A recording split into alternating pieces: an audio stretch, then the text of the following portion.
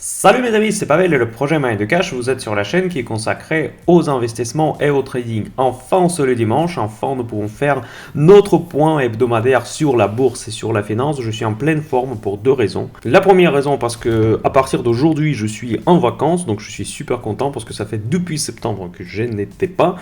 Et deuxièmement, parce que c'est mon anniversaire, donc là j'ai 41 ans, j'ai un petit peu vieilli, mais j'adore les jours de mon anniversaire, même si ça fait vieillir un tout petit peu, ça fait quand même du bien.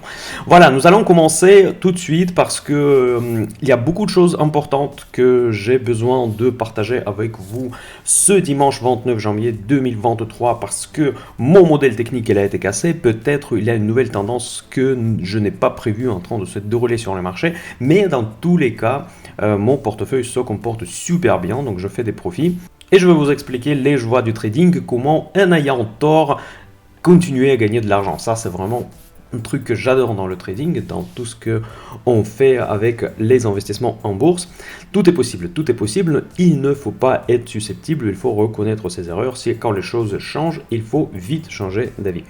Et aussi, je suis super content pour notre trade du mois janvier. C'était le Tesla. Tesla, elle est partie dans la stratosphère.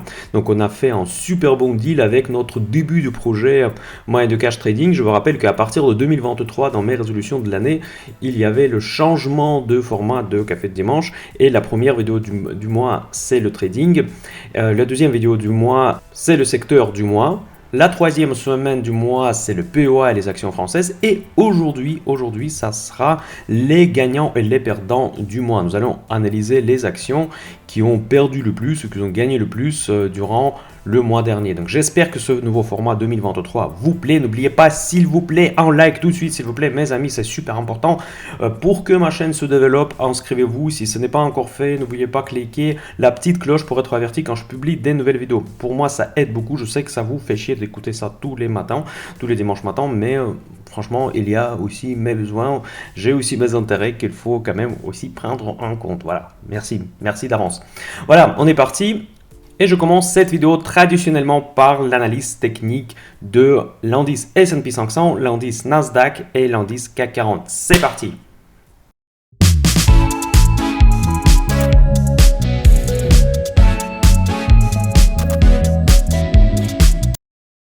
Comme vous connaissez probablement déjà, surtout si vous êtes abonné de ma chaîne Telegram, et si ce n'est pas le cas, je vous invite de le faire parce que je publie énormément d'informations sur cette chaîne qui se développe pas mal, surtout depuis cette année. Je disais que mon modèle technique que je suivais depuis mars 2022, ça fait un moment que le modèle technique m'a servi aussi longtemps. Comme vous voyez sur votre écran, la ligne de correction, elle a été cassée par le haut. C'est un mouvement auquel je ne m'attendais pas.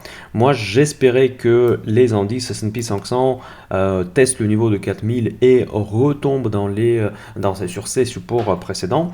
Et ainsi, on pourrait continuer la glissade vers les plus bas que moi j'ai situé à peu près à 3200, 3400. Donc pour moi, c'est le dernier point de la phase de correction de marché américain. Je parle toujours au début de l'indice S&P 500 parce que c'est le plus important pour moi. On a eu déjà une petite cassure il y a quelques semaines, mais ça c'était une manipulation des marchés qui est en train d'être investiguée par la SEC. Je ne sais pas où ils en sont, peut-être c'est déjà des choses qui ont été trouvées, mais en tout cas, ce n'était pas une séance représentative. Aujourd'hui, nous avons cassé sur plusieurs séances avec des beaux volumes et maintenant nous pouvons parler vraiment d'une cassure sérieuse. En revanche, il faut quand même commencer à rentrer un petit peu dans les détails de l'analyse technique. Nous voyons quand même que la dernière séance de vendredi, elle ressemblait quand même à une bougie qui représente une forte hésitation. Après, il faudra probablement confirmer ce mouvement au début de la semaine, mais pour moi déjà c'est plus ou moins confirmé. On voit que nous avons franchi très facilement ce niveau de 4000. Bon, très facilement, j'exagère un petit peu parce qu'il y a eu quand même des batailles entre les boules et les bears autour de ce niveau qui pour moi était super important. Et comme je vous disais la semaine dernière, que si on franchit le niveau de 4000, dans ce cas-là, le mouvement haussier peut être très fort et très durable. Donc du coup, maintenant, nous sommes obligés de changer d'avis. Et là, je voudrais faire une petite parenthèse, c'est sur la psychologie du trading. Pourquoi d'ailleurs la plupart des traders ne gagnent pas de l'argent en bourse? Pas de traders, mais la plupart des personnes ne gagnent pas l'argent en bourse, parce que le trading, déjà, pour avoir du succès dans ce métier, il faut avoir une psychologie qui est inverse à notre psychologie humaine. Ça, c'est vraiment quelque chose d'assez impressionnant parce que nous, en tant qu'humains, nous avons besoin d'avoir raison. Le fameux biais de confirmation. Et quand on a pris une position, on commence à chercher un petit peu partout les informations qui confirment notre opinion. C'est un des biais psychologiques qui est très connu, donc vous pouvez chercher sur Internet si ça vous intéresse d'en savoir un petit peu plus en détail. Mais ce biais psychologique empêche aux personnes particulières notamment de gagner en bourse. Souvent, on abandonne notre stratégie initiale. On peut avoir une belle stratégie au début de notre plan de trading et dès que le marché ne va pas dans le sens où on voulait qu'il aille, nous commence à scotcher à notre position, espérer tiens peut-être ça va encore se renverser et repartir dans mon sens. On peut pas accepter notre erreur. Et même si on s'en fiche finalement si c'est une erreur ou si ce n'est pas une erreur, on ne veut pas accepter une perte. Voilà. Et donc là aujourd'hui justement je suis confronté à ce phénomène et vu que j'ai quand même un petit peu d'expérience déjà dans le trading, sachant que j'ai déjà 41 ans, c'est pas ma première année sur les marchés, j'arrive à détecter dans mon cerveau ces biais psychologiques. Donc là je vois que c'est un biais qui se déclenche parce qu'effectivement moi aussi quand on s'est approché à 4000, soit je voulais shorter, soit je voulais me convaincre que cette cassure c'est une fausse cassure, on va revenir dans mon modèle, mais finalement non, mais je sais que ça c'est un biais de confirmation et tout de suite je dis stop, il faut changer d'avis. Ça veut dire que j'ai fait très probablement une erreur et il faudra revoir le modèle. Pour l'instant, je cherche toujours un nouveau modèle parce que je suis surpris. Honnêtement, je ne m'attendais pas à ce mouvement, mais j'ai le temps. J'ai de la chance parce que mon portefeuille il a été très bien équilibré. Comme vous le savez déjà, je l'ai dit quasiment dans toutes mes vidéos que j'ai une forte position longue avec mon portefeuille d'investissement long terme, je tout un tas de valeurs et j'ai également pris quelques positions du trading dans le sens des boules, notamment la position de trading de ce mois-ci sur Tesla. Vous pouvez revenir sur la première vidéo du mois de janvier pour en savoir des détails. Ceux qui font partie de mon club Option Invest, vous avez reçu aussi tous les paramètres de mon trade qui est très très gagnant.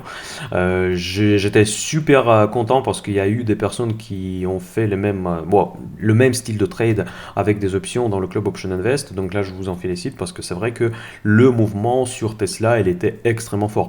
Moi j'en ai profité, bon je pourrais faire même mieux, j'ai encore une position de vente de poudre qui reste à clôturer, mais il y a très peu de chances qu'elle finisse in the money, donc je pense que je vais la laisser jusqu'à expiration et gagner le maximum de la prime dessus. Mais dans tous les cas, c'était vraiment très profitable. Et donc, je me suis retrouvé dans une position quand même à court terme assez longue. Avec mon portefeuille, j'étais long, mais en revanche, vu que moi, dans mon esprit, il y avait ce modèle-là qui m'a aidé beaucoup l'année dernière. J'avais une forte position du hedging. Donc, j'ai acheté des options put. C'est pas tout simplement j'ai acheté des options put. Je vais vous expliquer très rapidement pour ceux qui s'intéressent aux stratégies simples des options. Évidemment, je les publie dans mon club Option Invest, comme vous le savez. D'ailleurs, je pense que c'est la dernière semaine que je pratique les prix actuels du club Option Invest à 149,99 €. Je vous rappelle, vous payez une fois et après vous avez l'accès à vie. Donc après, je suis en train de porter ce club sur le site mindcash.fr et les prix vont être augmentés. Je pense qu'ils vont être augmentés assez significativement et en plus que pendant mes vacances, je vais charger pas mal de nouvelles vidéos. Je vais vous expliquer rapidement comment je structure ma position du hedging. Donc vu que moi je pensais, bon j'avais tort mais on s'en fout, que le marché devrait se retourner à ce niveau-là, j'ai pris une position put en achat, j'ai acheté une position put au strike de 4000. Pourquoi j'ai pris le strike de 4000? Parce que quand le marché il était en dessous de 4000, donc ça veut dire que c'était déjà en put dans la monnaie, comme on dit, donc où le strike il est supérieur au marché pour l'option de vente. Et donc j'ai payé assez cher pour ce put parce qu'il était déjà dans la monnaie. Pourquoi je l'ai fait? J'aurais pu prendre en strike en dessous du marché et payer beaucoup moins cher de la prime. Je l'ai fait exprès parce que les options qui sont dans la monnaie, ils ont une delta, ce qu'on appelle c'est la sensibilité au mouvement de sous-jacent. Et le sous-jacent, dans mon cas, c'est les futurs sur l'indice S&P 500. Et elle est supérieure aux options qui sont out of the money. J'ai fait exprès de prendre l'option in the money pour profiter au maximum du mouvement de l'indice. J'explique plus en détail les côtés mathématiques dans le Club Option Invest, pourquoi la delta, pourquoi les options dans la monnaie sont plus sensibles au marché que les options out of the money, mais dans tous les cas, aujourd'hui, prenez ça comme comme on fait, et si vous avez plus de détails, évidemment, je vous invite à me rejoindre dans le Club Option Invest. Mais c'est juste une partie de ma position. La deuxième partie, c'est une vente de put sur un strike supérieur. Pour moi, le strike supérieur était situé à un niveau 3750, à peu près la ligne que vous voyez ici. Pourquoi je l'ai fait?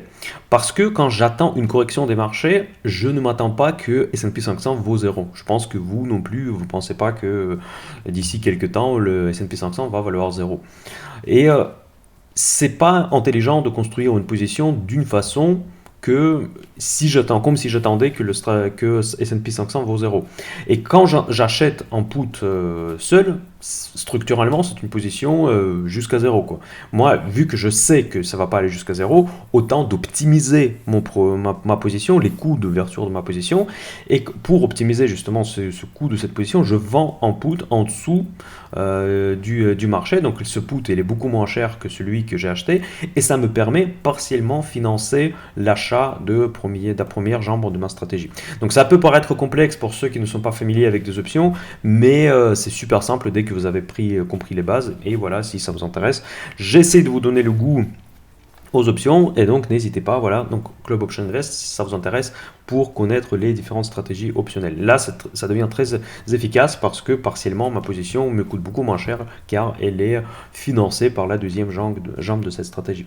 Voilà, je vais communiquer sur mon Telegram, rejoignez-le, ou bien sur moneydecash.fr où il y a mon blog, ma nouvelle vision sur les marchés financiers. Pour ceux qui font partie des abonnements Money de Cash Premium, d'ailleurs, si vous êtes au Club Option Invest, vous avez l'accès aussi aux abonnements premium au coût réduit.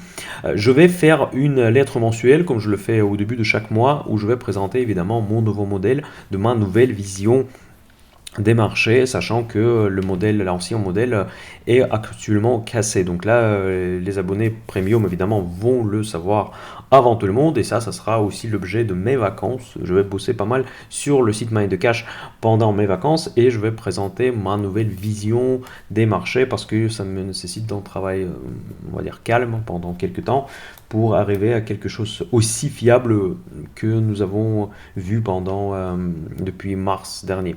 Voilà, donc sur S&P 500, c'est ce que nous voyons aujourd'hui. Maintenant, je vais regarder les autres indices.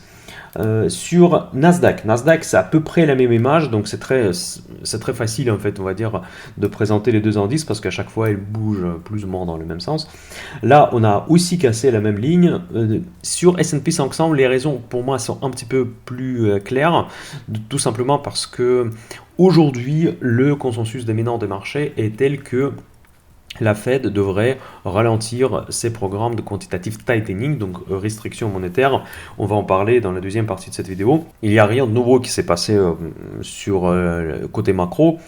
Et donc, le marché pense que, je ne sais pas pour quelle raison, que la Fed va changer sa politique. Et du coup, il casse la résistance pour aller plus haut. Et les valeurs technologiques sont davantage sensibles à ce phénomène. Donc ici, on a même franchi la ligne des 200 jours moyenne mobile. Et maintenant, nous pouvons parler même d'un trend haussier sur Nasdaq. La saison des résultats, mon commentaire, elle est quand même mitigée parce qu'il y a eu, bon comme toujours, il y a eu des bonnes surprises, il y a eu de mauvaises surprises. Parmi les mauvaises surprises, je note Microsoft. Pourquoi je note Microsoft? Parce que cette entreprise, elle a une connotation, on va dire, macroéconomique parce que cette entreprise est tellement importante et surtout le ralentissement dans le segment du cloud me paraît quand même assez important à surveiller. Après, il y a eu de bonnes surprises sur Netflix par exemple et sur aussi pas mal d'autres valeurs. Aussi semi-conducteurs, ça c'est un bon signe, mais je pense que les semi-conducteurs c'était pour moi, ce n'était pas une surprise. J'avais quand même un certain sentiment que les problèmes d'approvisionnement des crises de semi-conducteurs ont été relativement exagérés par les marchés financiers, par les analystes. Et donc là, nous voyons que probablement les problèmes n'ont pas été aussi graves. J'ai une forte conviction dans ce secteur. Actuellement, je travaille dans les abonnements premium également sur le screener des semi-conducteurs. Il n'est pas encore fini, mais je vais le terminer aussi, j'espère, cette semaine. J'ai beaucoup de projets pour cette semaine de vacances. Et je vous rappelle que ST Micro, il a fait une flambée vraiment vertigineuse cette semaine après les résultats, notamment elle était déjà assez haute. Il a cassé aussi les résistances, c'est le CAC 40, c'est pour ça que je vous tout de suite mentionne cette valeur. Et cette valeur, elle fait partie de mon portefeuille ouvert PEA que vous pouvez trouver sur mindcash.fr. Vous pouvez aller regarder sur les onglets. Et la semaine dernière, nous avons fait une vidéo où je présentais justement ce portefeuille PEA, Mindcash, où il y a une valeur ST Micro. Évidemment, malheureusement, je l'ai fait avant cette hausse du titre impressionnante, vraiment impressionnante, mais c'est une belle valeur. Donc, on a des belles semi-conducteurs en France également. Voilà. Maintenant, je regarde CAC 40 rapidement. Le CAC 40, je m'attendais, voyez, la semaine dernière, j'avais presque raison avec cette bougie rouge parce que je m'attendais à une correction sur CAC 40. Aujourd'hui, je n'ai pas raison, mais finalement, on est revenu sur les positions d'avant. J'ai quand même un fort sentiment que CAC 40 ne pourra plus aller plus loin, mes amis. Et en plus, ça colle bien avec le sentiment du marché parce que le CAC 40 est la remontée suite à l'appétit quand même assez important envers des valeurs value. Il y en a beaucoup de valeurs value dans le CAC 40, aussi le luxe, évidemment j'en ai parlé déjà dans mes précédentes vidéos largement. Je garde mes flèches rouges, peut-être pas cette semaine, peut-être pas ce soir, mais un jour, le CAC 40 va baisser. Voilà, c'est un excellent commentaire, n'est-ce pas? Voilà, donc je pense pour revenir au sérieux que le CAC 40 il a quand même atteint un certain niveau qui va être compliqué à franchir. Regardez ici par exemple le plus haut historique, bon pas historique, bon historique je pense que aussi, récent c'est 7400 sur CAC 40, c'était avant la guerre en Ukraine. Moi je trouve personnellement, dites-moi ça dans les commentaires parce que moi je trouve que c'est important qu'on en discute sérieusement, comment on peut aller tester les plus hauts historiques, sachant que nous avons toujours la guerre en Europe, nous avons toujours la flambée de l'inflation. Surtout en Europe, ce problème, notamment ce problème de l'inflation n'est pas résolu. Et pourtant, nous sommes en train de monter en bourse pour des raisons quand même assez surprenantes. Voilà. Après, surprenante, oui et non, parce que le luxe, avec le rebondissement sur la Chine, pourquoi pas, mais il y a eu d'ailleurs récemment les mauvaises nouvelles sur la Chine, parce qu'il y a du chaud, le froid qui est jeté au niveau de géopolitique, on va en parler tout à l'heure, parce que la Chine c'est quand même super important à surveiller, c'était une de mes idées d'investissement à la fin de l'année dernière, elle a déjà largement payé. Encore une fois, avec ceux qui sont abonnés à Mindcash Premium, tous les mois je publie une sélection de titres et pour le mois de janvier, ma sélection elle était purement chinoise et donc là c'était vraiment un excellent choix. Je pense que c'était le meilleur choix du janvier. Bon, je me félicite un petit peu, c'est vrai, mais vous voyez, c'est juste pour compenser mon raté sur le schéma technique. Voilà, regardons. On fait un pari, mes amis. Moi, je pense que CAC 40, il va quand même se retourner. En tout cas, il va sous-performer le S&P 500. Ça, pour moi, ça c'est quasiment certain. Et dites-moi si vous pensez que ça va monter. Peut-être que ça va monter, mais sous quel prétexte? Pour moi, c'est vraiment comme compliqué à comprendre. Et, j'aime bien aussi quand je vois parfois les commentaires, c'est assez surprenant. C'est peut-être aussi, ça peut faire l'objet d'une discussion un peu plus philosophique cette fois. C'est que certains me disent, voilà, le CAC 40 ou un tel titre va monter parce que, je ne sais pas, un RSI ou moyenne mobile, je ne sais pas quoi. Vous savez, je suis un adepte de l'analyse technique. Je respecte l'analyse technique et son importance pour le trading. Mais on ne peut pas utiliser l'analyse technique comme une raison d'une hausse ou d'une baisse d'un titre. À très court terme, si vous êtes un day trader, oui, ça peut arriver parce qu'il y a des algorithmes qui traitent certaines stratégies, il y a des algorithmes qui voient les mêmes niveaux que vous. Il se peut que effectivement certains points du trading peuvent déclencher un certain nombre d'achats ou d'ordres d'achat ou d'ordres de vente. Mais fondamentalement, nous ne pouvons pas expliquer un mouvement de l'indice vers un tel ou tel niveau sur une moyenne durée uniquement parce qu'il a franchi des niveaux techniques. Avec l'analyse technique, on peut anticiper ce que pensent les analystes. Ça, c'est vrai. L'analyse technique, on va dire, c'est un deuxième degré de l'analyse, en fait. Ça veut dire quand vous regardez les graphiques et vous identifiez un changement d'humeur des intervenants sur les marchés en utilisant les indicateurs que vous utilisez habituellement, bon, bravo déjà. Et si c'est le cas, ce n'est pas parce que ces indicateurs se sont déclenchés, parce que quelque chose fondamentalement a changé, ce qui a été reflété par vos indicateurs. C'est dans ce sens que ça marche. Ce n'est pas les indicateurs en soi qui ont eu une raison d'un changement de tendance, mais c'est quelque chose d'autre. Ce que vos indicateurs techniques vous ont montré, ce qui vous a permis en tant que trader de se positionner ou en tout cas avoir une lecture correcte du marché. Donc ça, c'est très important à comprendre que ce n'est pas les indicateurs qui bougent le marché, c'est le fondamental, c'est l'humeur des intervenants qui bougent le marché ou les attentes évidemment des intervenants et pas l'indicateur en elle-même. Les indicateurs, ils permettent de identifier le changement d'humeur. Ouais, ça, je trouve ça, c'est vachement important. En tout cas, partagez avec moi, je suis très ouvert pour en discuter, si c'est justifié, évidemment. On peut, avec un grand plaisir, discuter dans les commentaires ce que vous pensez par rapport à cela. Voilà, moi, je reste assez pessimiste sur CAC 40. Ça, c'est mon constat actuel. Voilà, mes amis, c'est tout pour l'analyse technique. Je n'ai pas grand-chose de nouveau. Je vais apporter plus de détails, j'espère, cette semaine sur Telegram. Et pour ceux qui sont abonnés à Mind the Cash Premium, dans ma lettre mensuelle. Et maintenant, nous passons à la macro. Allez, c'est parti.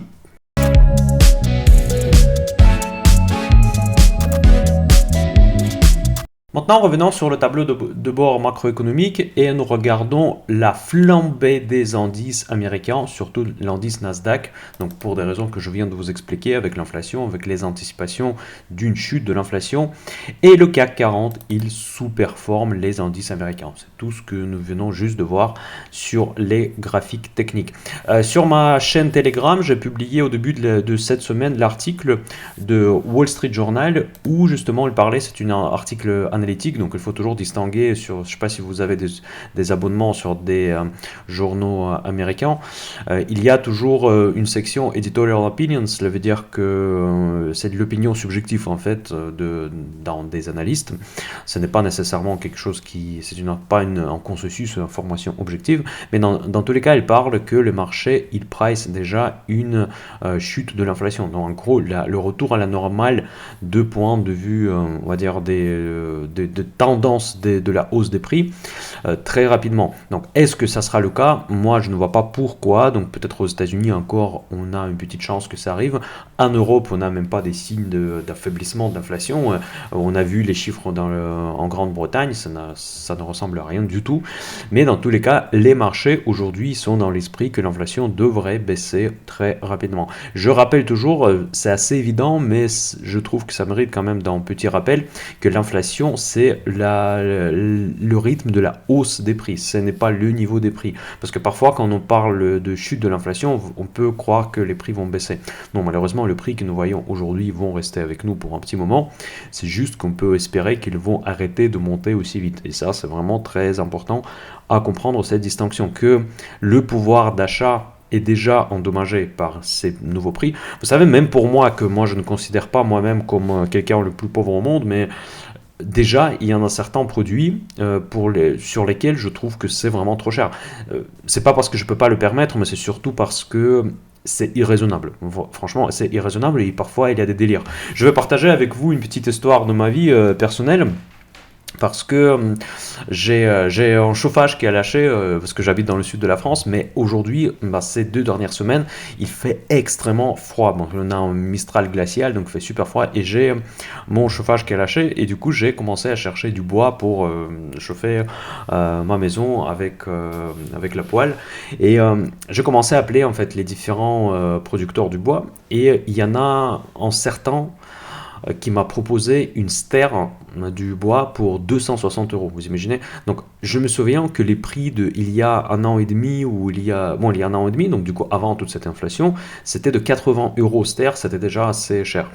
Aujourd'hui, donc, ils m'ont proposé 260 € stère. Après, j'ai trouvé, parce que bon, j'ai quand même beaucoup de connaissances, j'ai trouvé un autre endroit et j'ai payé beaucoup, beaucoup moins cher. Mais par contre, vous voyez déjà les dérives sur cet mouvement inflationniste. Et vu que, on va dire, les producteurs, les fournisseurs, ils en profitent, ils vont continuer à en profiter parce que ça fait flamber leur marge. Et quand vous regardez aujourd'hui la saison de publication, il faut quand même tenir compte qu'aujourd'hui, dans le contexte de l'inflation et contexte des pénuries, je vous répète ça dans toutes les vidéos, beaucoup de producteurs, beaucoup d'entreprises essayent de tout simplement profiter là où ils peuvent de cette tendance inflationniste, proposer des prix exorbitants. Dans toute cette histoire, moi, déjà, je vois un problème de pouvoir d'achat parce que même si pour moi, certains produits me commencent à paraître vraiment trop chers, je pense que pour beaucoup d'autres personnes, c'est aussi le cas.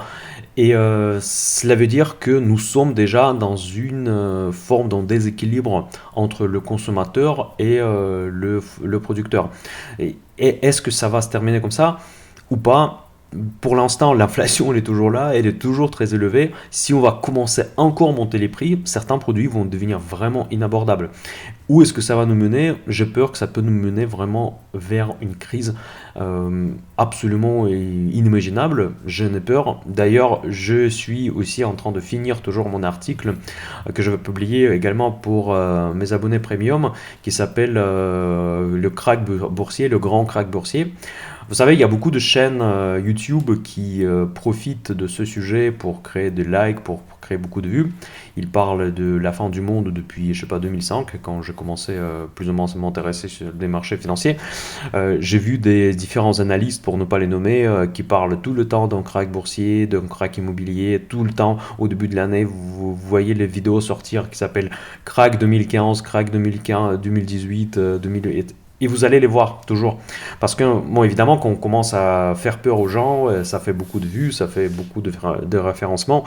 Mais dans tous les cas, j'aimerais bien pas participer dans ce mouvement. Chaque fois, j'essayais d'un petit peu prendre la distance, même si je pourrais avoir plus d'abonnés si je faisais autrement. J'aimerais bien quand même exprimer mon avis par rapport aux risques majeurs qui existent actuellement dans l'économie. Non seulement dans les risques majeurs, parce que c'est assez banal en fait, c'est évidemment c'est l'inflation, c'est la dette, blablabla, donc ça c'est assez évident, mais quels sont les éléments auxquels il faut prêter attention pour se préparer, pour voir quand cette crise commence à être imminente. C'est ça l'objectif de mon article, vraiment de prendre le focus sur les phénomènes que l'approche de la crise va générer. Donc quels sont les points qu'il faut regarder précisément pour vraiment ne pas commencer à investir à fond ou essayer de choper, on va dire, entre guillemets, les opportunités quand cette crise est en train de se déclencher. Et je pense que justement, je vous ouvre un petit peu une partie de cet article qui va être assez longue, un des risques majeurs, c'est l'inflation. Ça peut paraître super banal, mais ce sont les phénomènes que cette inflation peut produire, et notamment le phénomène d'une perte de contrôle sur la politique monétaire. Et je pense que c'est pour ça que la Réserve fédérale, au début de cette année, elle a dit que la hausse des marchés, pour eux, aujourd'hui, c'est un problème, parce que ça leur empêche de lutter contre l'inflation, et les États-Unis ont... En fait, les États-Unis, la Banque centrale américaine, la Réserve fédérale, elle a mis tout en œuvre pour créer une pseudo-petite récession qui leur permettrait de prendre le contrôle sur l'inflation. Mais cette récession n'a pas réussi, mes amis, parce que si vous regardez les statistiques économiques qui ont été publiées cette semaine, je pense que vous avez tous entendu, surtout si vous êtes abonné à ma chaîne Telegram, évidemment, vous avez entendu que le PIB américain est ressorti beaucoup plus haut que prévu. Donc, les analystes s'attendaient à 2,6%, la publication c'était 2,9%. On est super loin de la récession. La conclusion c'est quoi? La conclusion c'est que la Réserve fédérale devrait accélérer la hausse des taux. Je sais ce que je prononce. Le consensus dominant des marchés qu'au contraire la Fed devrait ralentir la hausse des taux, je commence à m'en douter parce que vu les chiffres qui ont été publiés cette semaine, regardez, ça c'est les publications macro. Vous savez, l'Europe, l'Allemagne, on s'en fout un peu parce que bon, tout le monde entier, les bourses regardent l'Amérique avant tout. Partout, les publications sont inflationnistes, surtout le PIB. Le chômage, toujours, depuis des mois et des mois, ça porte super bien, que de bonnes nouvelles sur le chômage. Mais attention, les bonnes nouvelles aujourd'hui, ce sont des mauvaises nouvelles pour l'inflation. Regardez bien, les ventes des maisons aux États-Unis ont été attendues à moins 0,9. Donc, cela veut dire les analystes s'attendaient à la baisse des ventes des maisons. Et là, ils ont vu une hausse de 2,5%. Donc c'est l'inverse. Même, ils se sont trompés même sur la tendance. C'est quand même grave. Cela veut dire que les analystes ont anticipé déjà le scénario trop pessimiste et finalement l'économie américaine déchire. Si l'économie américaine déchire, donc je ne vois pas pourquoi on devrait voir la diminution de l'inflation avec le marché d'emploi qui tourne en plein régime, les ventes de l'immobilier malgré les taux, malgré tout, ça continue. Donc on est, mes amis, on est dans une quasi bulle. Si on prend les réalités macroéconomiques par rapport au rythme d'évolution des PIB, en fait, quasiment dans tous les secteurs, nous sommes dans une espèce d'une bulle. Donc ça, il faut faire vraiment beaucoup attention parce que j'ai peur que dans les circonstances actuelles, la Réserve fédérale ne saura pas prendre le contrôle sur l'inflation et ça va créer des gros soucis pour le régulateur principal au monde. Voilà, le 10 ans américain, il n'y a aucun signal dangereux, donc 3,5, c'est tout à fait dans la norme. Le pétrole reste très cher, le gaz a baissé et surtout en Europe, on est revenu à des niveaux avant la crise ukrainienne. Pour l'instant, on ne voit pas au niveau de prix de l'électricité. Mais attention, en France, on ne le verra même pas parce que nous profitons d'un bouclier tarifaire. Et ensuite, le VIX, elle est descendu dans un niveau d'une bull market. Clairement, on est en dessous de 20 points, donc ça, c'est vraiment très bas. Ensuite, Tesla, on en a parlé. Vous vous souvenez, notre trade du début de mois, c'était à combien? À 125 dollars. On est déjà à 178 presque. Ça, c'était vraiment, c'est rare qu'on a des succès comme ça en bourse, mais c'est sympa. BTC aussi le Bitcoin sur des niveaux du bull market. Il y a l'appétit pour le risque. L'or, il descend. Encore une fois, bon, l'or, pour moi, c'est pas. Bon, en fait, c'est un actif que j'ai du mal un petit peu à comprendre. Nous arrivons aussi à la résistance de 2000 points. Voilà, donc ça, c'est l'image macro. Quand on le regarde, on a l'impression que nous vivons avant une superbe bull run, avant un gros boom économique, tandis que si ce boom économique se reproduise, on aura une inflation au-dessus de 10%. Et ça, c'est quelque chose que la Fed ne va jamais accepter.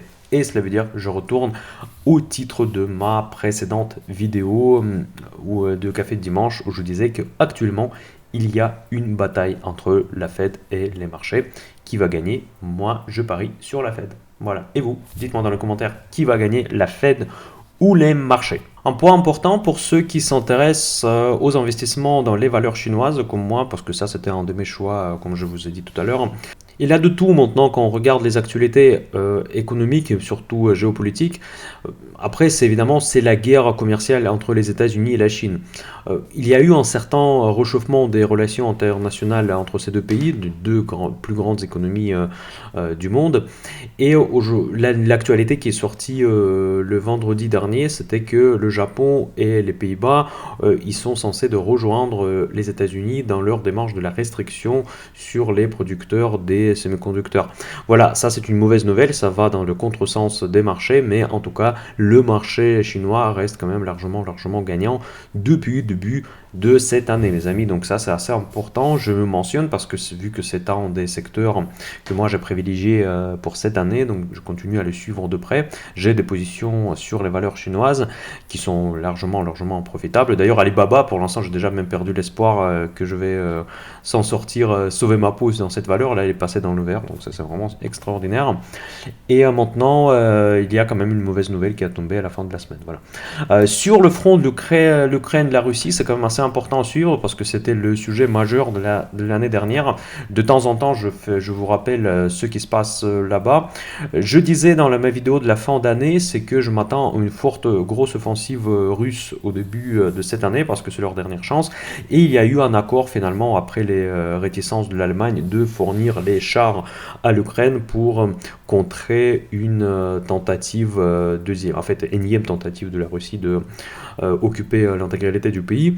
Et voilà, donc on va voir comment la Russie va réagir. Bon, pour moi, bon après je ne veux pas rentrer en détail parce que vous connaissez mon avis. Mon avis il est quand même très pro-ukrainien. Probablement je peux être ne pas super objectif de point de vue émotionnel, mais de point de vue factuel, j'ai été très exact l'année dernière. Je pense que j'étais un des premiers à dire dès le début du conflit que la Russie va avoir beaucoup du mal, et il a eu plus que du mal, même moi je ne m'attendais pas à ça.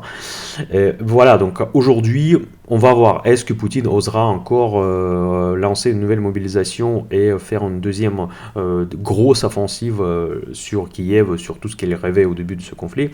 Je n'en sais rien parce que évidemment, rien ne montre qu'il soit capable de le faire de cette année ou bon, je sais pas, ou de l'année prochaine, je ne sais pas quand.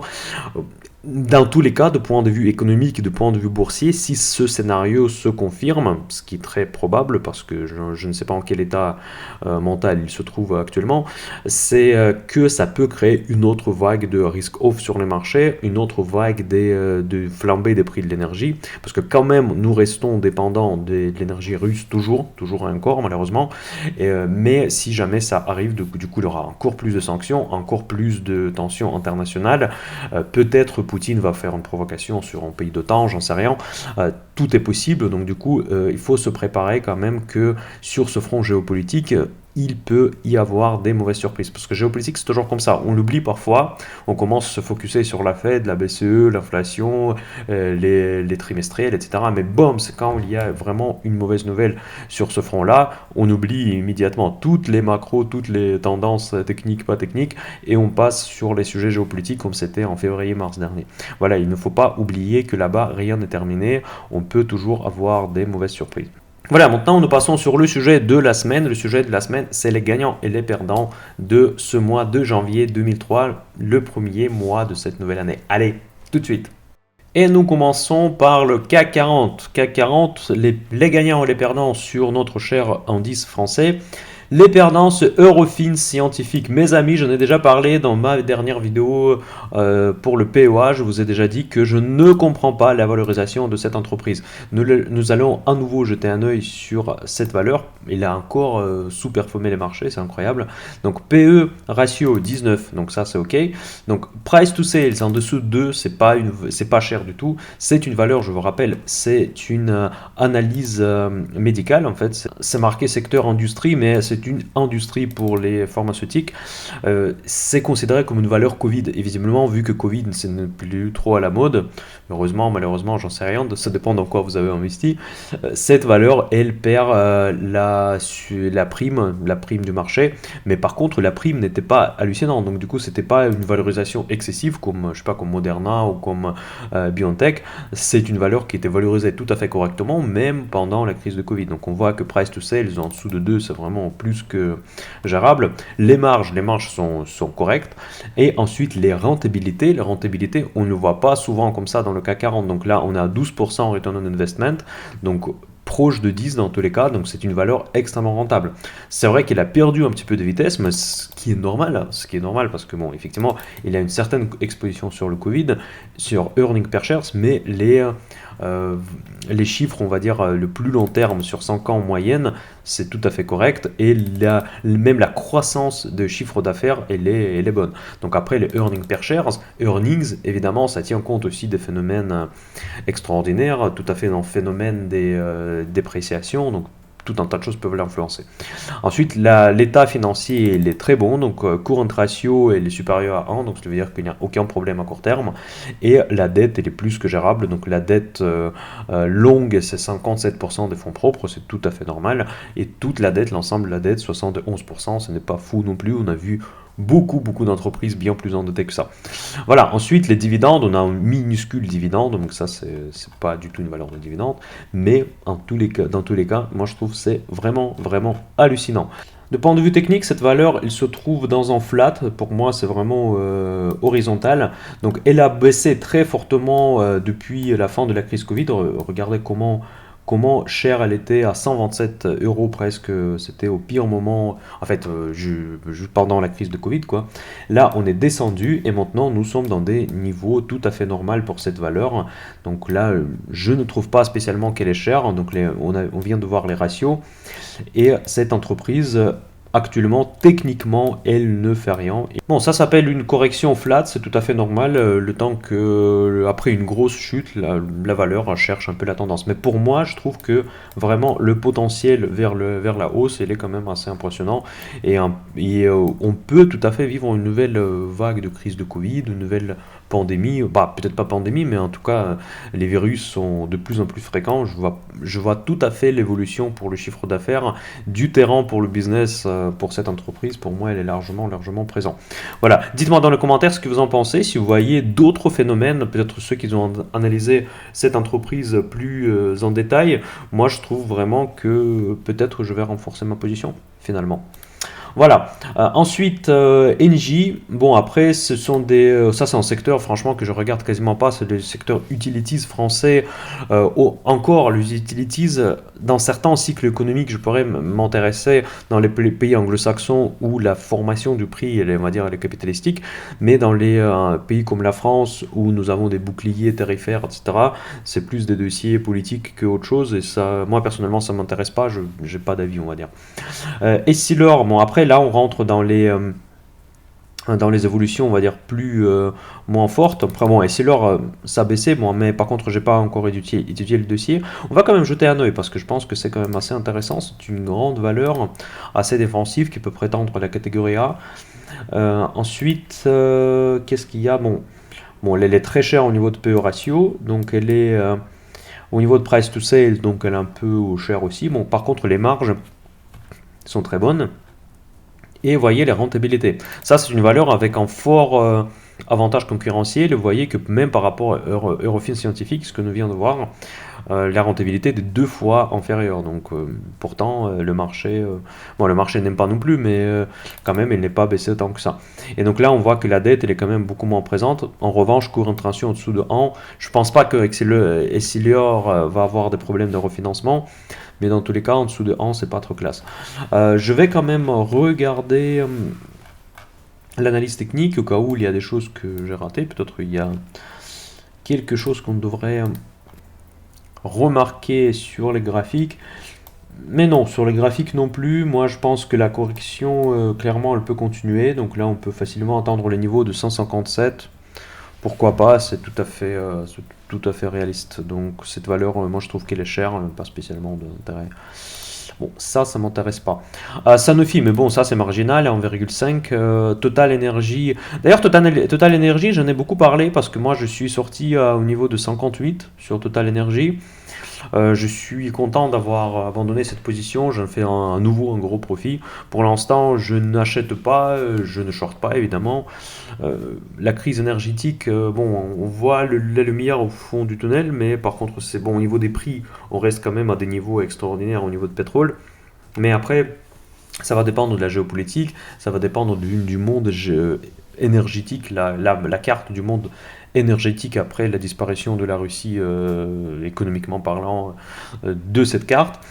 On va voir. Bon, Total Energy, clairement, il va prendre sa place dans les énergies renouvelables. Je n'ai dit déjà beaucoup de fois que Total Energy aujourd'hui est pricé malheureusement encore une fois comme une valeur d'une pétrolière classique. Et la composante renewable, ce n'est pas nécessairement très prise en compte dans cette belle entreprise. Voilà, maintenant nous allons regarder les actions qui ont monté le plus cette fois. Donc ST Micro, bah, bravo ceux qui me suivent sur abonnement premium. ST Micro fait partie de mon portefeuille. POA, Renault, bon Renault encore une fois, ça c'est une valeur que moi je suis pas depuis longtemps, mais je peux regarder quand même aujourd'hui. On va regarder tout de suite Renault. Bon, elle n'est pas chère, elle n'a jamais été chère. Hein. Par contre, bon, ça, ce sont des types de valeurs où, depuis que je suis en bourse, franchement, depuis que j'ai commencé fin des années 2000, Renault, il n'a jamais été cher. Donc, quand on voit les ratios attractifs, ça ne va pas dire que c'est le moment d'acheter. Donc, on voit les marges faibles, les rentabilités sont horribles, la perte de vitesse de partout. L'endettement long terme, pas énorme, mais total, il est extraordinaire. Donc ça c'est déjà assez impressionnant. Je comprends pas pourquoi il y a une telle différence entre la dette long terme et la dette totale. Ça doit être... bon, j'espère qu'ils n'ont pas une dette court terme à payer aussi importante dans l'exercice en cours. Bon, voilà, dans tous les cas, bon, moi personnellement ça m'intéresse pas, je m'intéresse au secteur de la voiture, principalement voiture électrique. Et d'ailleurs, j'ai ouvert une position, je vais garder un petit peu le suspense, je vais faire une publication sur mon site d'une valeur assez exotique d'ailleurs que j'ai acheté dans le secteur à long terme via des options parce qu'il y a une stratégie pour protéger du downside. Une option super simple mais quand même j'ai pris une position optionnelle sur un des acteurs des voitures électriques. Je vous laisse deviner dans le commentaire ce que c'est comme action. C'est pas Tesla comme vous avez pu deviner. Tesla c'est déjà presque fermé, mais il y en a encore une autre. Voilà, ensuite, le rebond de Unibail Rodamco, c'est les centres commerciaux, la foncière cotée, mais attention, les foncières cotées, c'est quand même, surtout sur les centres commerciaux, moi je pense qu'il faut faire particulièrement attention. Donc, beaucoup de valeurs ont monté, donc on va pas faire le tour de tout. Donc, les trois premières, c'est ST Micro, Bravo, Renault et Alstom. Alstom, en fait, j'hésitais entre Bouygues et Alstom dans mon portefeuille POA, finalement j'ai pris Bouygues. Bon, visiblement, tant pis. Et voilà, donc ça, c'est les trois plus fortes hausses sur le CAC 40. Maintenant, nous allons regarder S&P 500. Quelles sont les valeurs qui ont baissé maintenant le plus sur l'indice américain. Donc la première place, c'est la valeur qui s'appelle Enphase. Si vous ne connaissez pas, c'est l'énergie renouvelable. Si vous ne connaissez pas, cela veut dire que vous ne faites pas partie de Mind the Cash Premium parce que cette valeur, elle fait partie de mon screener des actions des énergies renouvelables. Quand je parle de screener, ça ne veut pas forcément dire que c'est une action que je recommande. C'est juste une action qui fait partie du screener pour lister, quoi, voilà, pour la suivante. Donc là, elle a baissé de presque 21% sur un mois. La deuxième valeur m'intéresse bien plus que ça. Donc c'est Northrop Grumman, c'est la défense américaine. Vous savez qu'avec la guerre en Ukraine, avec le réarmement de l'OTAN que j'attends largement dans les années à venir, je pense que le secteur de la défense, c'est là où il faut absolument être présent. Northrop Grumman, j'avais dans mon portefeuille, je l'ai vendu à 503 je crois, donc je l'ai vendu pas au plus haut, donc là après j'étais déçu parce qu'il est monté à un moment donné jusqu'à 550, mais aujourd'hui ça a chuté littéralement sur des niveaux super, moi je trouve super intéressant, parce que moi je veux avoir des valeurs de la défense dans mon portefeuille, et elle n'est pas chère paradoxalement, donc ça on est à moins de 2, encore une fois c'est le même ratio que nous avons vu tout à l'heure, PE ratio pas cher. Ensuite, les rentabilités sont extraordinaires comme pour toutes les sociétés de la défense. Et aujourd'hui, nous voyons la dette, ça c'est rare, elle est tout à fait gérable. Bon, le dividende, malheureusement, n'est pas énorme. Donc cette valeur, elle m'intéresse et je vais commencer à regarder la semaine prochaine. Je vais la noter dans la liste. Vous voyez, c'est important quand même de voir systématiquement tous les mois quelles sont les valeurs le plus baissées pour voir s'il n'y a pas une éventuellement qu'on a peut-être oublié. Par exemple, typiquement, celle-là, elle est dans mon screener de la défense, mais j'ai pas regardé depuis un certain temps, j'ai un peu zappé. Voilà, Pfizer, pour les amateurs du Covid, ceux qui ont déjà un peu oublié, cette valeur de la pharma, c'est une des plus grandes pharma au monde. Donc là, elle est pas chère, hein, clairement, elle est pas chère, les marges sont énormes, les rentabilités sont énormes aussi, mais c'est aussi une valeur Covid, c'est ça qui le fait baisser. Peut-être il a eu un news flow, je n'ai plus cette valeur dans mon portefeuille depuis un moment. Probablement, c'est le moment de revenir sur Pfizer. Donc PFE, on va regarder quelles sont l'images techniques. Là, techniquement, je pense que nous arrivons à quelque chose de vraiment intéressant parce que le plus bas absolu, c'est 42. En 42, on peut vraiment commencer à s'amuser à acheter des grosses positions. C'est une valeur évidemment de Dow Jones, si je ne me trompe pas. Donc c'est une des plus grosses valeurs américaines. Et peut-être c'est une des idées pour le trading prochainement que je vais faire. Cette valeur, elle est assez tranquille. Le coût d'une erreur, contrairement à Tesla, n'est pas énorme parce que bon, ça reste quand même une valeur de bonne qualité. C'est pas la catégorie A, mais c'est une valeur quand même très très puissante. Donc je vais quand même noter également Pfizer pour voir est-ce que de point de vue technique, ce n'est pas le moment de franchir le pas. Donc là, je vois si sur plus long terme, nous arrivons aussi à quelque chose d'assez intéressant. Et qu'est-ce que vous en pensez, Pfizer? Ça vous intéresse ou pas? Peut-être que j'ai raté quelque chose au niveau d'actualité de cette entreprise, mais cette chute me paraît quand même déjà assez impressionnante. Si on prend des plus hauts récents, c'était quoi? Boum. On est quand même déjà à 17% de baisse. Bon, je sais pas, pour une valeur comme ça, moi je trouve que c'est pas mal. Ah non, le plus haut récent, c'était quand même assez. C'était encore avant, j'ai dit des bêtises, donc c'est plus de 20% de baisse. Ici, je prends à partir de plus haut du Covid, C'était quand? C'était le Covid, oui. Depuis le Covid, on est déjà à moins 30% de baisse sur cette valeur. Bon, ça commence à être intéressant parce que c'est vraiment une valeur diversifiée. Donc ils ont perdu quand même pas mal de brevets, mais quand même c'est une valeur qu'il faut surveiller dans nos portefeuilles. Ensuite, les plus fortes hausses, Warner Brothers Discovery. Bon, ça c'est une valeur que je ne suis pas, donc ça c'est vraiment le secteur que je maîtrise mal. On va regarder quand même parce que c'est la plus forte hausse. On va voir pourquoi elle est tellement montée. Bon, il est en perte, génial déjà, c'est pas mal. Bon, après, il a dû avoir, je crois que c'était une histoire de AT&T ou quelque chose comme ça en fait. C'est pour ça, honnêtement, je n'ai pas suivi cette histoire. Mais on peut voir que price to sales, donc elle n'est pas énorme, bon, heureusement. Les marges sont intéressantes, donc elle est en perte encore. Ah, il est en train de sortir de la tête du lot. Après, ah oui, non, là, en fait, là où il est en train de repartir, oui, ça c'est clairement le cas. Bon, on va regarder quand même l'analyse technique parce que je pense que c'est une histoire d'un retournement selon les ratios macro que je vois. Et on va voir ce que l'analyse technique va nous dire.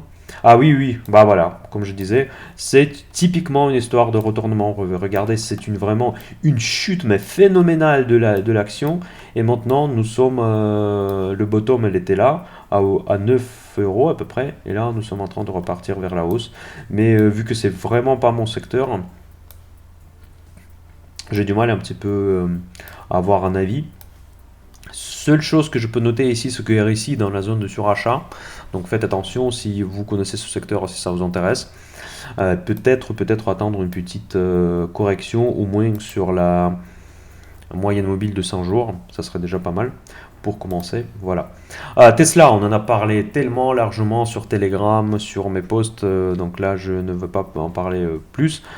Et ensuite Western Digital. Et cette valeur, elle est dans mon portefeuille principal, dans mon portefeuille d'investissement. Donc du coup, je suis parfaitement au courant de cette géniale hausse de 42%. Donc je suis très content. Bon, il y a pas mal de valeurs qui sont rebondies. Les valeurs que j'avais dans le rouge après la baisse de l'année dernière, ils sont passés dans le vert maintenant. Et cette valeur Western Digital, elle n'est pas chère. Donc vous voyez, tous les mêmes ratios. Price to sales en dessous de 1. Donc du coup, elle est valorisée même pas un an de chiffre d'affaires. C'est excellent. Ensuite, les marges sont là, les rentabilités sont correctes, donc c'est pas fou, mais c'est correct. Mais c'est vrai que là, il a quand même une décroissance de tous les bénéfices de chiffre d'affaires, etc., etc. Donc voilà, bon, c'est à voir, à voir. Donc ça, c'est les semi-conducteurs, les stockages. Donc vous imaginez que c'est les disques durs. Son concurrent, c'est Seagate. Je pense que les ratios de Seagate m'intéressent un peu plus, mais Western Digital restait toujours moins cher. Voilà mes amis, c'est tout pour aujourd'hui. J'espère que ça vous a plu cette vidéo. Dites-moi dans les commentaires comment vous trouvez ce nouveau format 2023. Donc du coup, on a chaque semaine on a un nouveau sujet. Et donc la semaine prochaine, ça sera le sujet du trading. Je vais vous préparer une nouvelle surprise avec Tesla. C'était vraiment un bon démarrage. Et je vous souhaite tout le meilleur. Passez un bon dimanche. Je vais essayer d'être présent, beaucoup présent sur mes réseaux sociaux pendant ma semaine des vacances. Je ne vais pas vous oublier, surtout ceux qui font partie de Mind the Cash Premium et du club Option Invest. Je vais publier de nouveaux contenus. Et donc je vous souhaite tout le meilleur. Passez un très bon dimanche. Je vous dis à très bientôt sur la chaîne Mind the Cash. Bye bye.